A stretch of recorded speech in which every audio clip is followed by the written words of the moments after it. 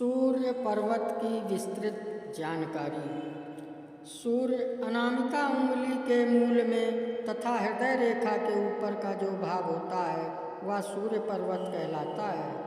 ऐसा पर्वत व्यक्ति की सफलता का सूचक होता है।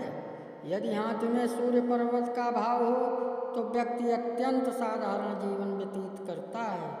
इसलिए जिसके हाथ में सूर्य पर्वत नहीं होता वह एक प्रकार से गुमनाम जिंदगी ही व्यतीत करता है। इस पर्वत का विकास मानव के लिए अत्यंत आवश्यक है और इस पर्वत के विकास से मानव प्रतिभावान और यशस्वी बनता है। यदि यह पर्वत पूर्ण उन्नत विकसित तथा गुलाबीपन लिए होता है तो वह व्यक्ति अपने जीवन में अत्यंत ऊंचे पद पर पहुंचता है। ऐसा व्यक्ति स्वभाव से हंसमुख तथा मित्रों में घुल मिलकर काम करने वाला होता है। इनकी बातें और इनके कार्य समाचार बन जाते हैं तथा जनसाधारण में ये व्यक्ति अत्यंत लोकप्रिय होते हैं।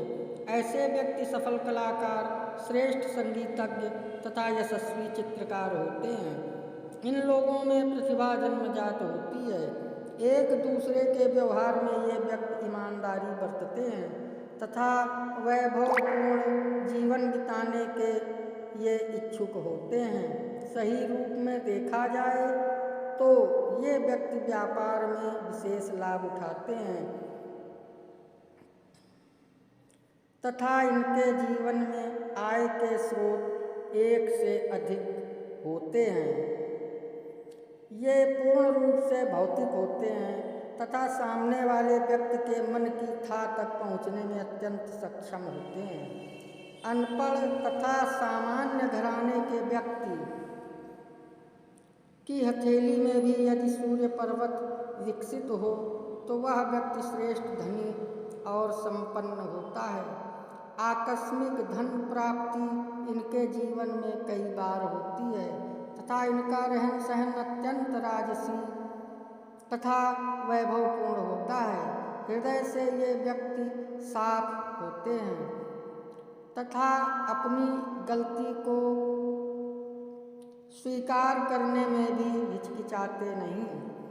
सुलझे हुए मस्तिष्क के धनी ये अपना विरोध सहन नहीं कर पाते तथा खरी खरी बात सामने वाले के मुंह पर कह देने में विश्वास रखते हैं। ऐसे व्यक्ति ही जीवन में महत्वपूर्ण पदों पर पहुंच सकते हैं तथा कुछ नया कार्य करके दिखा सकते हैं। यदि हथेली में सूर्य पर्वत नहीं होता तो ऐसा व्यक्ति मंद बुद्धि तथा मूर्ख होता है। यदि यह पर्वत कम विकसित होता है तो उस व्यक्ति में सौंदर्य के प्रति रुचि तो होती है परंतु वे उसमें पूर्ण सफलता प्राप्त नहीं कर पाते। अत्यंत श्रेष्ठ तथा सुविकसित सूर्य पर्वत आत्मविश्वास, सज्जनता, दया, उदारता तथा धन वैभव का सूचक होता है। ऐसे व्यक्ति सभा वगैरह में लोगों को प्रभावित करने की विशेष क्षमता रखते हैं। इनका आदर बहुत ऊंचा होता है। यदि यह पर्वत जरूरत से ज़्यादा विकसित हो तो वह व्यक्ति अत्यधिक घमंड करने वाला तथा झूठी प्रशंसा करने वाला होता है। ऐसे व्यक्तियों के मित्र सामान्य स्तर के लोग होते हैं। ये फिजूल खर्च तथा बात बात पर झगड़ने वाले होते हैं।